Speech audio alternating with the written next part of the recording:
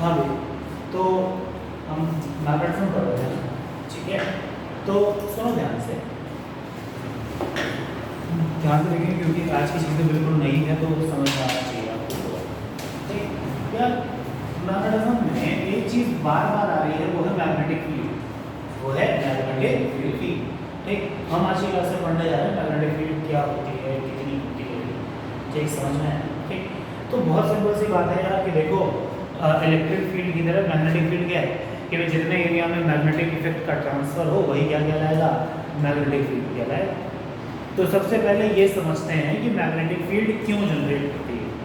ठीक, तो जैसे इलेक्ट्रिक फील्ड क्यों जनरेट होती है, क्योंकि चार्ज, क्योंकि क्या था चार्ज, कोई किसी एरिया में कोई नेट चार्ज होगा पॉजिटिव या नेगेटिव, तो वहाँ पे क्या पैदा हो जाएगी, इलेक्ट्रिक फील्ड पैदा हो जाएगी, है ना।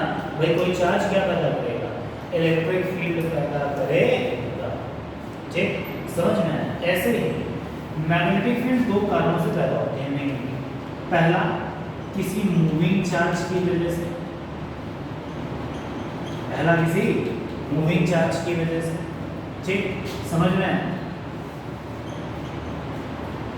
ठीक, अच्छा, मूविंग चार्ज, जब कोई चार्ज वायर में चलता है तो क्या कहलाता है, करंट। क्या कहलाता है, करंट। तो मैं चाहे मूविंग चार्ज बोल दूं या फिर इलेक्ट्रिक करंट बोल दूं, एक ही बात है। ठीक, तो मैग्नेटिक फील्ड को पहला कारण होता है किसी मूविंग चार्ज या फिर इलेक्ट्रिक करंट की वजह से पैदा हो सकती है। आसान शब्दों में बोलो तो करंट कैरिंग वायर की वजह से पैदा हो सकती है। ठीक, समझ में आया। ठीक, और दूसरा पैदा हो सकती है किसी मैग्नेट की वजह से, किसी मैग्नेट यानी चुंबक की वजह से। ठीक है, समझ में आया। तो पहले हम देखेंगे कि करंट यानी कि मूविंग चार्ज कितना मैग्नेटिक फील्ड पैदा करता है, और उसके बाद पढ़ेंगे मैग्नेट्स के बारे में। ठीक है, वैसे जो सिलेबस अपडेट होकर गया है उसमें यहाँ पे बहुत सारा क्वेश्चन काटा गया है। ठीक, समझ में आया। तो हमें दो चीज़ों के बारे में ढंग से पढ़ने वाले हैं। क्लियर होगा, कोई दिक्कत। ठीक, तो चलो। ठीक, तो सबसे पहले हेडिंग आपने magnetic field due to current carrying wires. ठीक,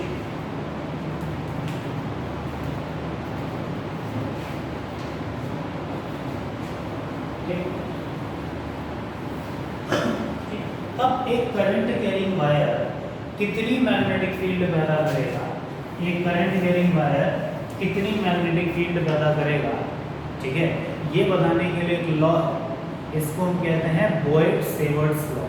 क्या कहते हैं, बॉयड-सेवर्ट्स लॉ। हम ये पढ़ने जा रहे हैं, बॉयड-सेवर्ट्स लॉ।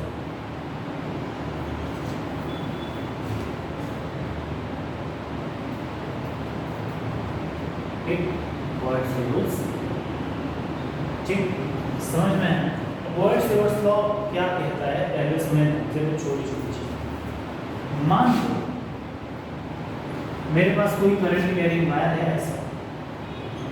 ठीक, मेरे पास कोई करंट कैरिंग वायर है ऐसा। ठीक, समझ में, किसी भी शेप का हो सकता है, मैंने एक रैंडम शेप ले लिया। ठीक, इस पर मैं एक छोटा सा टुकड़ा काट लूँ, इस पर एक क्या काट लूँ, छोटा सा टुकड़ा काट लूँ जिसकी लेंथ dl, जिसकी लेंथ कितनी हो, dl, और इसको एक वेक्टर साइन दे दो। वेक्टर साइन दे दो मतलब जिस डायरेक्शन में जा रहा है वहाँ ऐसे टेंजेंट रखो, मतलब dl यहाँ काटा है तो यहाँ टेंजेंट डाल दिया, dl यहाँ काटा होगा तो यहाँ टेंजेंट डाल दिया। ठीक, समझ में। तो करंट कैरिंग वायर पे जब आप एक बहुत छोटा सा टुकड़ा काट देते हैं, ठीक है, समझ में, और उसको एक वेक्टर साइन दे दो। वेक्टर साइन कैसे देना है, समझ में, कि वही डायरेक्शन दे देनी है जिस डायरेक्शन में करंट जा रही है, तो ये कहलाता है करंट एलिमेंट। क्या कहलाता है, करंट एलिमेंट। ये जो dl काटा है ना, इसका नाम है करंट एलिमेंट।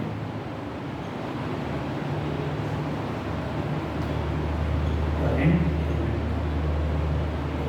ठीक, समझ में। कैसे काटना है सुनो ध्यान से फिर से। किसी भी रैंडम शेप के वायर पे आप जो एक छोटा सा टुकड़ा काट देते हैं और उस पर ऐसे टेंजेंट डायरेक्शन में डायरेक्शन दे देते हैं। ठीक, यही क्या कहलाता है, करंट एलिमेंट। क्या कहलाता है, इतनी बात समझ में। ठीक, अब सुनो, अब इस वायर पे तुम dl कहीं भी काट सकते थे, यानी इस वायर पे लाखों करोड़ों करंट एलिमेंट होंगे, और हर छोटा छोटा करंट एलिमेंट क्या पैदा करेगा, मैग्नेटिक फील्ड पैदा करेगा। क्या इतनी बात समझ में आई? करंट एलिमेंट समझ में है तो सबसे पहले करंट एलिमेंट डिफाइन करते हैं, ऐसा तार बना दें और करंट एलिमेंट डिफाइन करें। डिफरेंशियल लेंथ, डिफरेंशियल मतलब छोटा सा, डिफरेंशियल मतलब छोटा सा। A differential length intersected on current carrying wire, a differential length intersected on a current carrying wire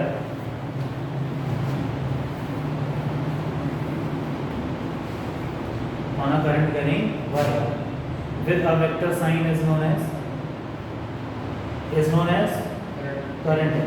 अच्छा, वेक्टर साइन में डायरेक्शन कहाँ देना है समझ में आया? ठीक, तो चलो अब ध्यान से देखना।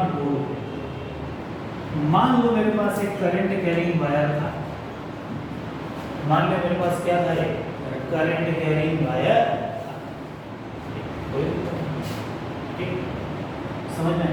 और वैक्यूम में कहाँ रखा था, वैक्यूम में कहाँ रखा था, वैक्यूम में, ठीक समझ में, कोई दिक्कत किसी तरह की, ठीक। तो बहुत सिंपल सी बात है कि इस वायर पे जैसे मान लो मैं एक छोटा सा करंट एलिमेंट कट करूँ, ये डीएल का डायरेक्शन, ठीक, डीएल छोटा सा करंट एलिमेंट क्या कट कर दूँ, डीएल कट कर, ठीक समझ में। और मेरे को बोला गया बताओ इस डीएल की वजह से किसी पॉइंट पी पर कितनी मैग्नेटिक फील्ड हो, डीएल की वजह से किसी पॉइंट पी पर कितनी मैग्नेटिक फील्ड हो, ठीक समझ में। तो पहली बात तो ये समझ ध्यान से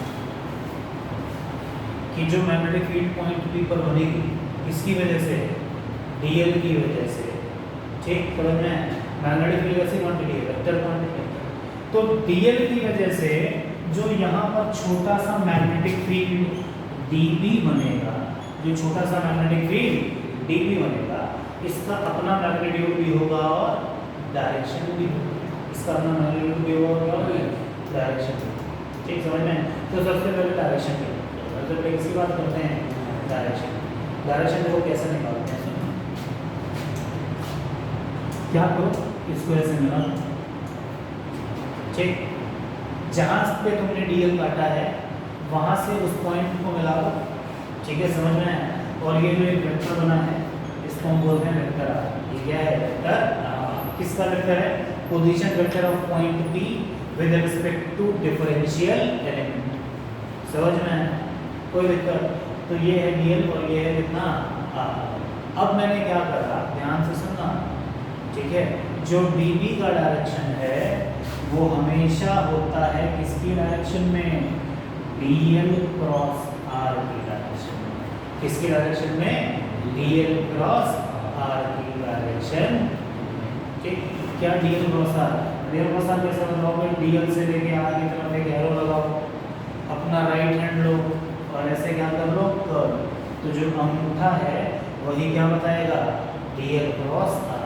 क्या अंगूठा अंदर की तरफ जा रहा है, तो इस केस में बीबी का डायरेक्शन कैसे बनेगा, ये किसकी डायरेक्शन हो गई, डी। क्या इतनी बात समझ में आई? सारी क्या इतनी बात समझ में आई? कोई दिक्कत किसी तरह की कोई? चलो मुझे बताओ, एक करंट कैरिंग वायर है, हाँ बैठे जी, हाँ नहीं तो कोई डाउट है,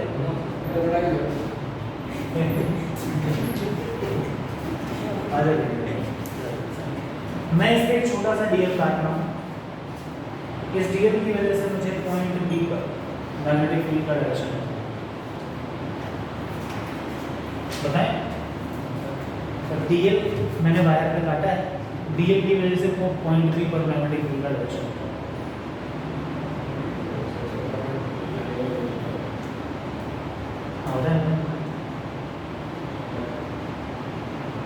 आउटवर्ड। अरे देखो डीएल बना ऐसे, आर बना ऐसे, DL cross R, DL cross R invert direction. अरे हाँ कि ना, अरे हाँ कि ना, चलो मेरे बताओ, ये करंट कैरिंग वायर, इसमें छोटा सा डीएल ये काट दिया मैंने, ठीक, और ये चलो मैग्नेटिक फील्ड का डायरेक्शन बताओ।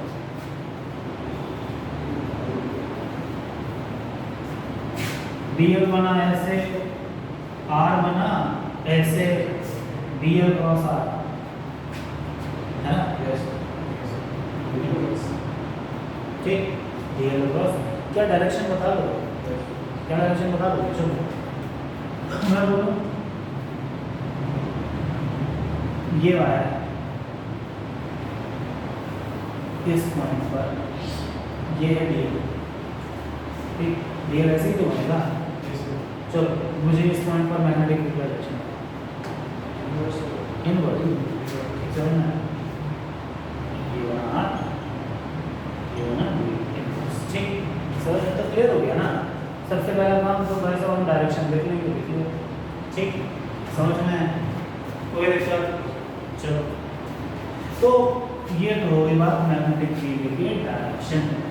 तो डायरेक्शन तो मुझे समझ में आ गई, डायरेक्शन तो समझ में आ गया। अब सवाल ये है कि भाई साहब मैग्नेटिक फील्ड लगती कितनी, कौन सी डायरेक्शन में लगेगी, समझ में आया? मैग्नेटिक फील्ड लगती कितनी लगती है, ये बताने के लिए लॉ कितनी लगती है सुनना।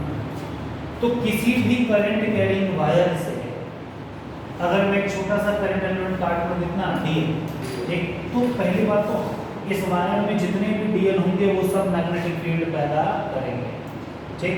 तो किसी भी जनरल छोटे से करंट एलिमेंट डीएल की वजह से जो छोटा सा मैग्नेटिक फील्ड डीबी बनेगा, जो छोटा सा मैग्नेटिक फील्ड डीबी बनेगा, उसका मैग्नीट्यूड होता है, सुने ध्यान से, mu naught by 4 pi, mu naught by 4 pi into में I is current in wire, I is current in wire, I into में dl sine theta, I into में डीएल साइन थीटा, बाई में कितना आर स्क्वायर, आर पता है, theta क्या है सुनना, ये है theta is angle between DL and R, समझ में आया?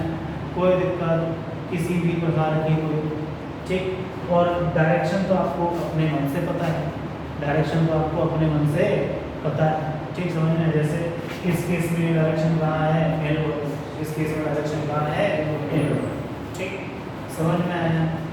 आया नहीं आया? तो ये हो गया मैग्नीट्यूड और डायरेक्शन आपको पता है, ठीक, समझ में आया? ये हो गया जनरल, ठीक।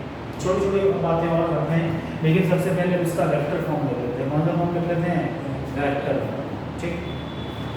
तो बहुत ध्यान से देखो, ऊपर नीचे आर से मल्टीप्लाई करूंगा तो कोई फर्क नहीं पड़ेगा, अरे हाँ कि ना, ठीक। अब तुम देखो ध्यान से, DL R sine theta, DL R sine theta, ठीक, देखना ध्यान से, वेक्टर डीएल क्रॉस आर क्या लिखा जाएगा, डीएल इनटू में आर इनटू में साइन थीटा, अरे यही था ना, वेक्टर ए क्रॉस बी से बी साइन थीटा, ठीक, समझ में? तो बस यही बात मैं यहाँ इस्तेमाल कर देता हूँ, ठीक। तो अगर मैं प्रॉपर वेक्टर फॉर्म में लिखूँ तो vector D B is mu naught by 4 pi DL R sine theta को क्या लिखा जाएगा, vector DL cross R, vector DL cross R divided by R का क्यूब, डिवाइडेड बाई आर का क्यूब, समझ में?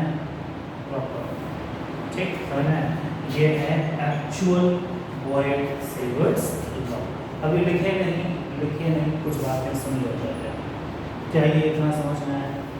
कोई दिक्कत? तुम सोचो ध्यान से, मुझे छोटे से डीएल की वजह से पता है, तो डीएल बहुत सारे डीएल होंगे, तो टोटल मैग्नेटिक फील्ड निकालने के लिए क्या करूँगा, इंटीग्रेशन, क्या करूँगा, इंटीग्रेशन। याद रखना, जब भी कभी मैग्नेटिक फील्ड लिखने के लिए आए तो सबसे पहले क्या लिखो, डीएल की वजह से छोटी सी मैग्नेटिक फील्ड, और फिर उसको क्या करो, इंटीग्रेट, समझना है? अब वो कैसे होगा, किस तरीके से होगा, यही हम पढ़ेंगे पूरे चैप्टर में, समझ में आ गया आपको? अरे आया नहीं आया? कोई दिक्कत? अब थोड़ी चर्चा कर लेते हैं इस पर। याद है जब हम इलेक्ट्रिसिटी पढ़ रहे थे तो वहाँ पे एक कॉन्स्टेंट आया था 1/4 pi epsilon not, epsilon not का नाम था electric permeability of free space. ठीक है, समझ में आया? क्योंकि ये बात वैक्यूम में बोल रहा हूँ, ठीक। तो पहली बात तो ये समझें, म्यू नॉट बाई 4 पाई की वैल्यू होती है 10 टू द पावर -7। कितनी होती है? 10 टू द पावर -7। ठीक, समझ में आया? कोई दिक्कत किसी पे चलेगी कोई? अच्छा, क्लियर हो गया। और ये जो टर्म म्यू नॉट है ये कहलाता है magnetic permeability of free space, of free space. जैसे वो electric permeability of free space था, वैसे ही ये magnetic permeability of free space. ठीक, समझ में आया? कोई दिक्कत? अच्छा, ठीक, वो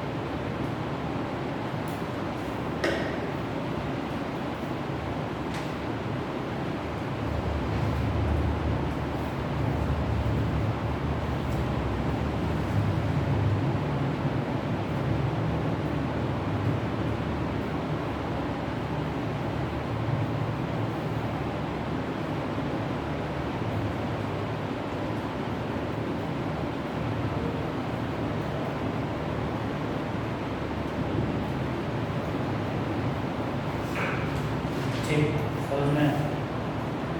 चलो ठीक है, आगे बढ़े यहाँ से। चलो, वो अलग अलग केसेस में वर्ड्स वर्ड्स और में एप्लीकेशन देखते हैं। ठीक है, आज कॉमन एप्लीकेशन देखते हैं। ठीक, सबसे पहले समझ में आ गया ना कैसे लगाना है? ठीक, सबसे पहले हेडिंग डालें।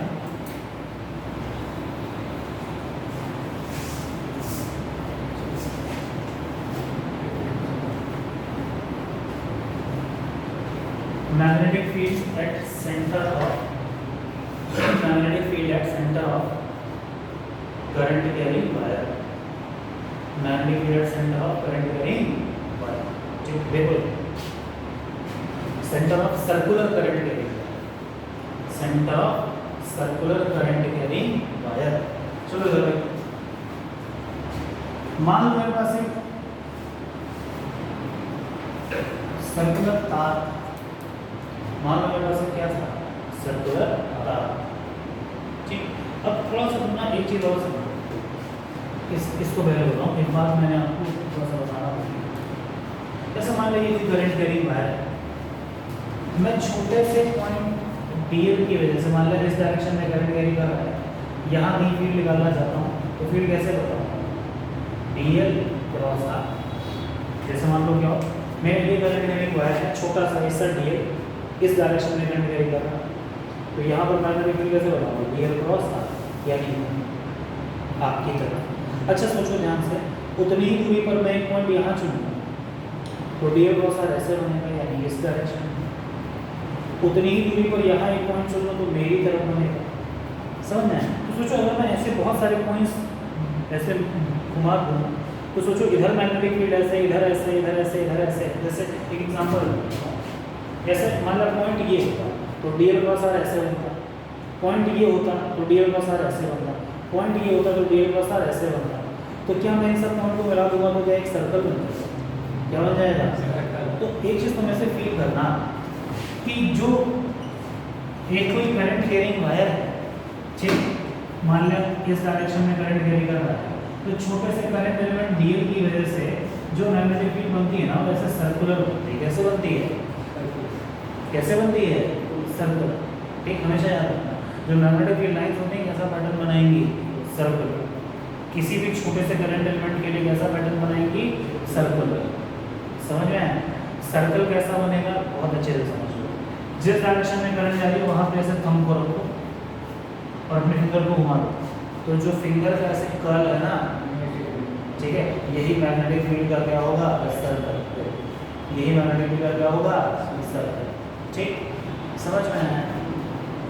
कोई दिक्कत? ये एडिशन ये बात याद रखनी है, आगे चल के मैं इसको लिखवाऊंगा। अभी फिलहाल बस ये समझ। तो मान लो मेरे पास एक करंट कैरिंग लूप, मेरे पास एक करंट कैरिंग लूप, ठीक, समझ में आया? इस पे बढ़िया मस्त इस डायरेक्शन में करंट चल रही है। वो बताओ सेंटर पे, बताओ सेंटर पे कितनी मैग्नेटिक फील्ड बने? ठीक, हम सर्कल का रेडियस है कितना? r। सर्कल का रेडियस कितना है? r। ठीक, तो इसको कैपिटल R लिख देते हैं। करंट दौड़ रही है, करंट दौड़ रही है, करना शुरू करें। तो सबसे पहले काम क्या करोगे?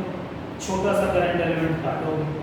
तो भाई साहब ये सर्कल का रेडियस है r और मैंने यहाँ पे छोटा सा करंट एलिमेंट कट किया d। क्या कट किया? d। ठीक, क्या dl क्रॉस r ऐसे बनेगा, है ना? तो बच्चों अगर तुमने यहाँ करंट एलिमेंट कट किया है तो dl क्रॉस r ऐसे, यानी मैग्नेटिक फील्ड किधर की तरफ? बाहर की तरफ। सोचो dl यहाँ काटा होता तो क्या dl क्रॉस r अभी भी ऐसे ही बनता? बाहर। यानी इस पूरे वायर पे कहीं भी तुम काटो, यहाँ काटो, ठीक, तो dl क्रॉस r अभी भी बाहर बन रहा है। यानी कि इस वायर पे कहीं भी तुम dl काटोगे, जो मैग्नेटिक फील्ड का डायरेक्शन है वो हर जगह क्या होगा? सेम। हर जगह क्या होगा? सेम। ठीक, समझ में? तो dl की वजह से जो छोटी सी मैग्नेटिक फील्ड dv बनेगी वो क्या बनेगी? जल्दी बोलो, क्या बनेगी? Mu naught by 4 pi i dl sin theta. sin theta लिखेगा sin 90, radius is perpendicular to tangent. y में कितने पास पे? r पास पे, मैग्नीट्यूड वाइज। ठीक, डायरेक्शन का तो कोई चक्कर ही नहीं है। क्यों चक्कर नहीं? क्योंकि डायरेक्शन मेरे को पता है कैसी है, आउटवर्ड। डायरेक्शन कैसी है? आउटवर्ड। और क्योंकि हर, समझ में आ रहा है? ठीक, क्योंकि हर जगह डायरेक्शन सेम है, क्योंकि हर जगह डायरेक्शन सेम है, तो मैं सिंपल इंटीग्रेशन से काम चला सकता हूँ। तो मैं सिंपल dl क्रॉस r है, dl cross r, dl cross r यहाँ काटा होता तो dl ऐसे बनता, r ऐसे बनता, dl cross r। Right hand से घुमाऊंगा। ठीक, हर जगह मैग्नेटिक फील्ड का डायरेक्शन क्या है? सेम। तो डायरेक्शन के लिए मुझे परेशान होने की जरूरत नहीं, कोई सिंपल इंटीग्रेशन से काम चला सकता, कोई दिक्कत? अच्छा, तो टोटल मैग्नेटिक फील्ड B किसके बराबर? Mu naught by 4 pi constant है, बाहर आ जाएगा, I कांस्टेंट है, बाहर आ जाएगा।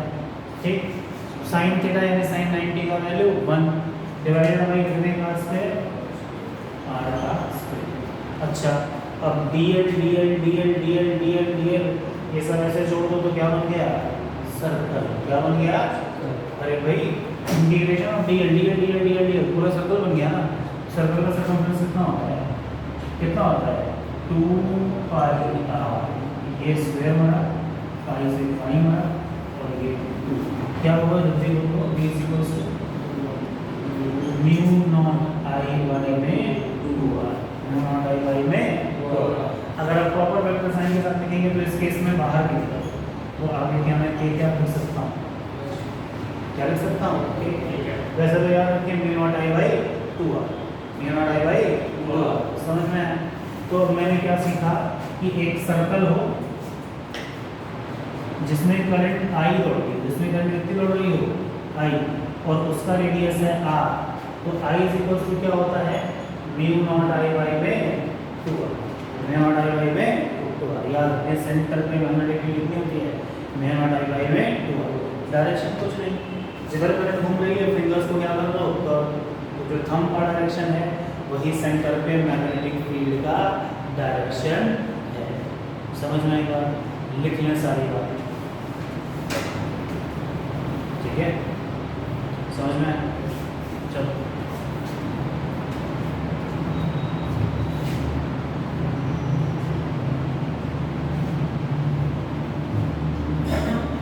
ठीक,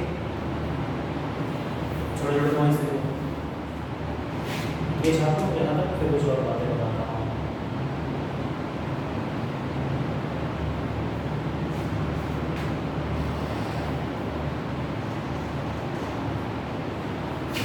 डायग्राम था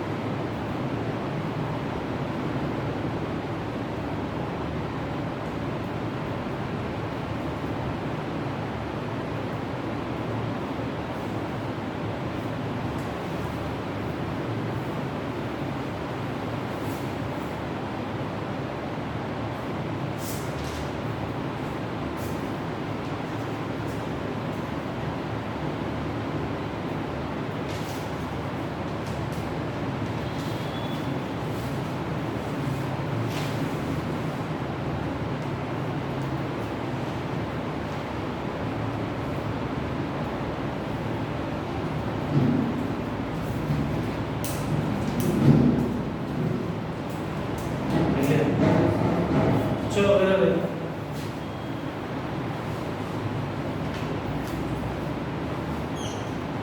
एक करंट कैरिंग वायर है मान लिया, ठीक, समझ में? अब सिंपल सी बात सोचो, मैग्नेटिक फील्ड कितनी होती है?